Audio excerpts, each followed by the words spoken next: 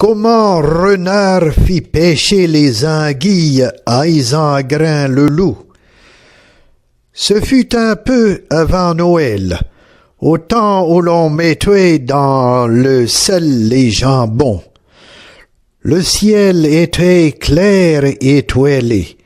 Le vivier où Isengrin le loup devait pêcher était si gelé que l'on pouvait sauter par-dessus. Pourtant, il y avait un trou, fait par les vilains, où chaque nuit ils menaient leur bétail pour s'y battre et boire. Un seau y était resté. Là vint Renard bien empressé. Il appela son compère. « Sire, dit-il, venez par ici.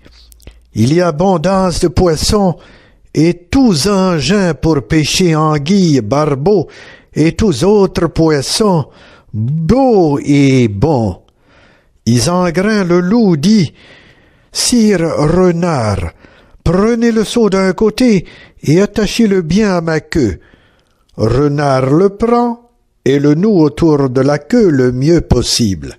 « Mon frère, fait-il, il vous convient de vous tenir bien sagement pour que les poissons approchent. » Lors, Renard se cache dans un buisson. Il place son museau entre ses pattes pour voir ce que fera son compère. Isengrin est sur la glace, le seau dans le vivier, plein de glaçons à grande abondance. L'eau commence à se geler et à enlacer le seau qui était attaché à la queue. Il est complètement entouré de glaçons. La queue qui était entourée par l'eau gelée est scellée dans la glace. Le loup essaie de se soulever et pense lever le seau. C'est en vain, et bientôt ne sait que faire. Il est tout en émoi. Il appelle Renard et lui dit qu'il ne peut pas rester là, parce que le jour se lève. Renard dresse la tête, ouvre ses yeux bien grands et regarde. « Sire, fait-il, laissez là votre ouvrage, allons-nous-en, beaux doux amis, nous avons assez pris de poissons. » Isengrin lui crie « Renard, nous en avons trop, j'en ai tant pris que je ne puis dire combien. » Renard se met à rire et lui dit tout haut « Celui qui convoite tout perd tout. » La nuit passe, l'aube éclate, les chemins sont couverts de neige. Messire Constant des Gringes, un vavasseur bien aisé, qui avait sa maison sur les bords de l'étang, se levait, ainsi que toute sa famille, tout en joie et en gaieté. Il prend son corps, appelle ses chiens, commande qu'on prépare son cheval, et un grand cri convoque tous les siens. Renard l'entend et prend la fuite.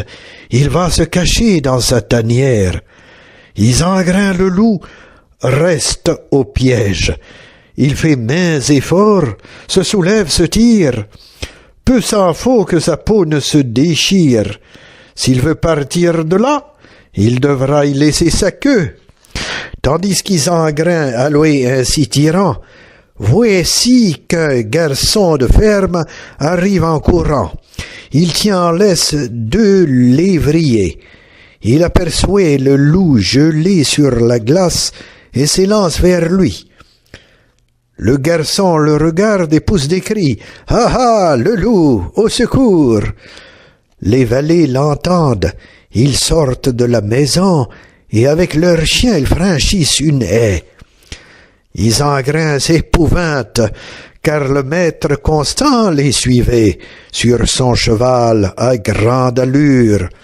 Constant descend de cheval et s'écrie « Vite, vite, laissez les chiens aller !» Les valets découplent les chiens et les braques s'attaquent au loup. Isengrin moult se hérissent. Les valets excitent leurs chiens et les admonestent durement. Isengrin le loup se défend moult bien, les mord avec ses dents. Que peut-il faire plus? Il aimerait mieux avoir la paix. Maître Constant a tiré son couteau et se prépare à frapper un grand coup. Il descend à pied sur la glace et vient droit vers le loup. Il l'assaille par derrière, croit le frapper, mais le manque. Le coup glisse de travers et Constant tombe à la renverse, si bien que la nuque lui saigne. À grand-peine, il se relève et par colère, il attaque de nouveau le loup. À cette heure, vous auriez entendu une fière lutte. Constant croit frapper l'animal à la tête. Le coup porte ailleurs. La lame du couteau descend vers la queue et la coupe au bas du dos. Tout à ras. Isengrin, qui a senti le coup, saute en travers et prend la fuite.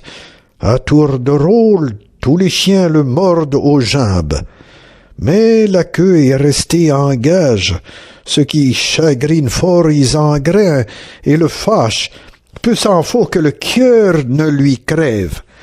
Mais il ne peut faire davantage. Il fuit et va s'adosser à un tertre. Les chiens ne cessent de le mordre et lui se défend moult vigoureusement. Quand les chiens arrivèrent en haut de la colline, ils furent là et excédés de fatigue. Isengrin, lui, ne s'attarde pas.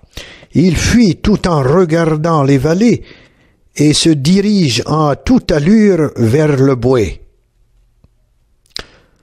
Dans sa fuite, il dit et juge qu'il se vengera de Renard au premier jour qu'il le verra. Comment Renard fit pêche